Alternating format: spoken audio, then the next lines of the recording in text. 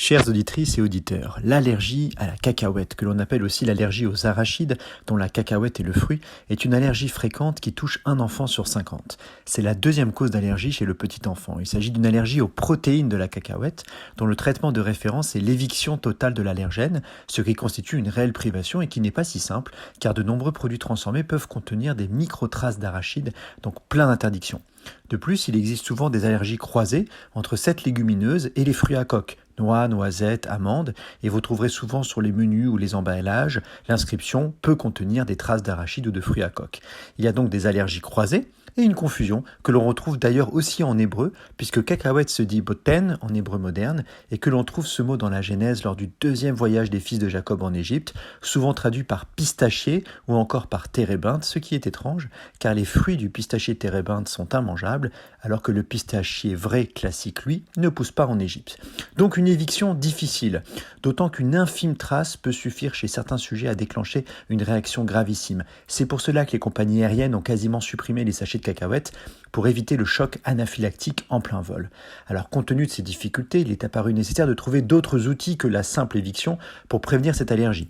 Par exemple, il est possible de modifier la structure des protéines par des procédés physico-chimiques, l'ajout d'enzymes ou le chauffage pour les déstructurer. Une équipe toulousaine avait travaillé là-dessus, mais cela ne faisait pas totalement disparaître le risque de réaction allergique.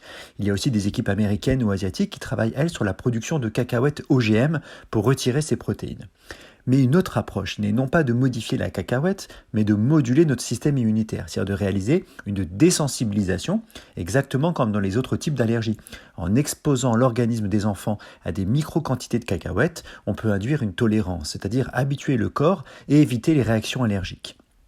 Il existe déjà un médicament à base de poudre de graines d'arachide par voie orale qui a obtenu la MM européenne et le remboursement en décembre dernier pour les enfants de 4 à 17 ans. Mais la nouveauté dont je souhaite vous parler aujourd'hui, c'est l'étude d'un patch cutané pour les tout-petits, un patch contenant des extraits de protéines d'arachide qui a été testé dans une étude internationale publiée dans le New England Journal of Medicine il y a 5 jours sur 360 enfants âgés de 1 à 3 ans avec un excellent résultat. 67% des enfants traités voyaient leur allergie disparaître au bout d'un an. Mais il faut noter plusieurs limites dans cette étude. D'une part, le placebo permettait lui aussi de réduire l'allergie chez 33% des enfants à 1 an du groupe contrôle, puisqu'en réalité, cette allergie diminue avec le temps. Ainsi, le patch permet peut-être de hâter ce phénomène chez les enfants pour qui l'allergie aurait spontanément disparu. Par ailleurs, l'utilisation de ce patch a tout de même conduit à une réaction allergique grave chez 4 enfants dans le groupe traitement contre aucun dans le groupe placebo qui suivait simplement le régime d'éviction. De plus, le patch lui-même est irritant, puisque tous les enfants traités et même 111 enfants sur les 118 du groupe placebo ont eu une réaction irritante à l'endroit de l'application du patch.